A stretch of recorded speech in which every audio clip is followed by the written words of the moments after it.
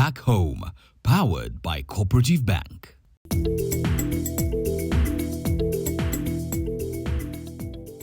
Karibu, Minneapolis, Minnesota. And this guy is called George Ndege. Nickname?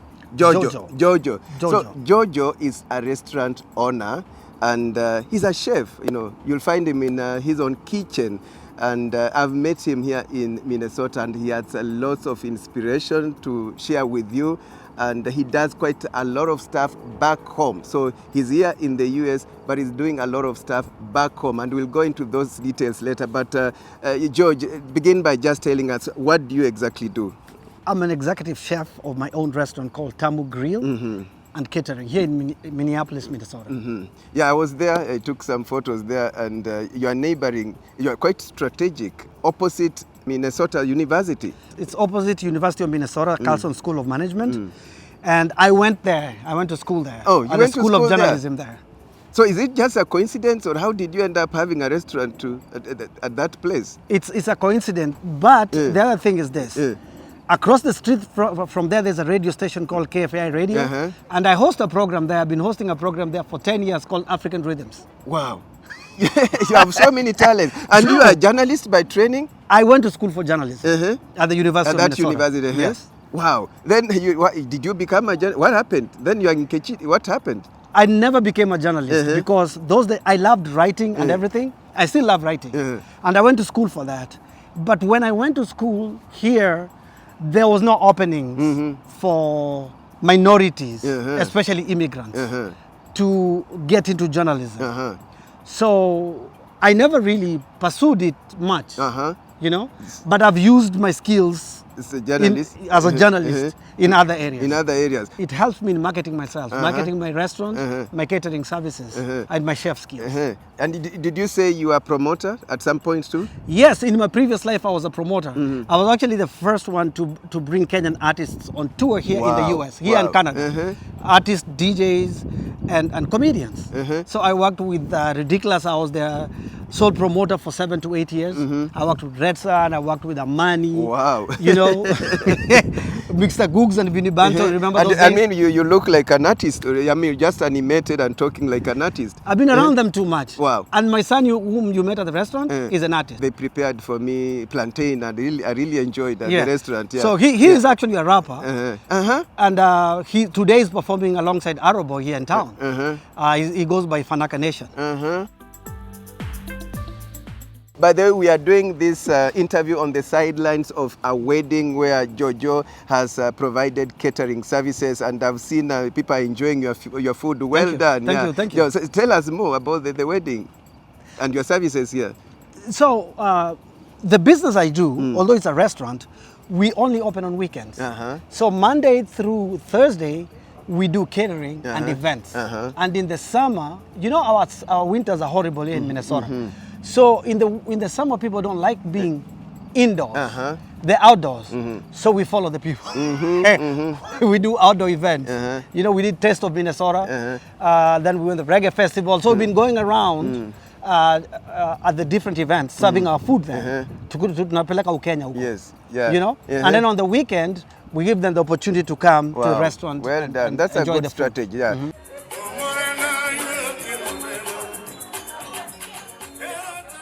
I've had a very great moment with the entire audience there. They're a beautiful couple. I've danced with the couple, and I saw them enjoying your food. I hope they did. Yeah, I hope they did. Yes. It's from the heart. It's from your heart. So how did you end up in the US? I came to school. As a student? I came to school. I came as a student. On a student Actually, visa. from Kenya, I went to London for 2 years. I went to school there for 2 years. And then from London, I came here. Which year is that? When I went to London? Yeah. You want to hear that? Yeah. When? 1985. Wow, 1985. I was still in primary school. Look at that. Yeah. I was still in primary school. Look at that. Yeah. And your age doesn't show. Well done. Thank you. So, great. And then when did you end up in the US? 87. 87. End of 87. Yeah, 87. Now I was joining Form 1. You are joining Form 1? Yes. Wow. So you're my kid bro.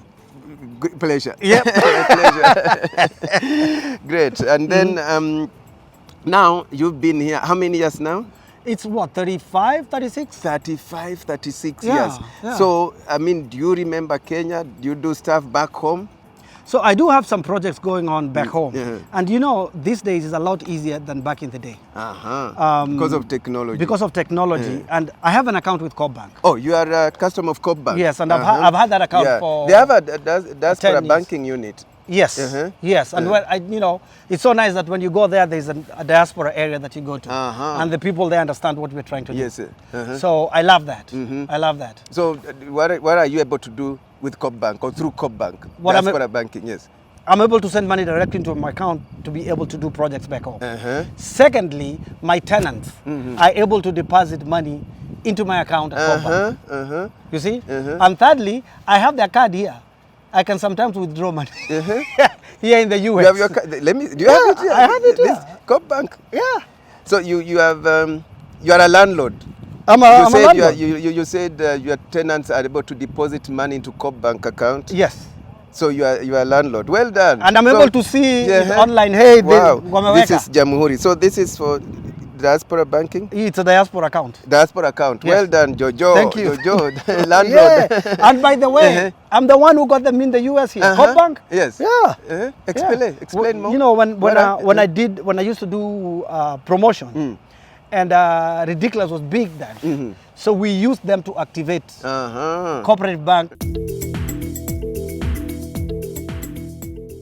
How are you able to transact? I mostly do it through the website. You know, back in the day, we had to go to an agent. You know? So now, first of all, I'm able to send money directly into my Bank account from here. It goes directly there. You know?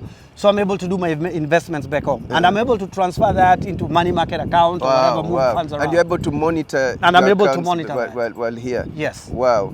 So Bank is your partner? Bank is my partner. When I go back home, I just walk straight in there. Wow. And they usually offer me a cup of tea. Well done. Yeah. Well done. So you've not forgotten your motherland? Oh, no. Oh, no. And as we wind up, Jojo, what's your parting shot? My parting shot is for those Kenyans who are interested in business. That's a good thing. If your calling is to work for somebody, that's cool. But if you want to start a business, especially a restaurant business, a restaurant business, I keep telling people, is one of the toughest businesses you can ever get into. Is very labor intensive, is capital intensive, all right? So if you have a young family, it's very difficult, especially here in America.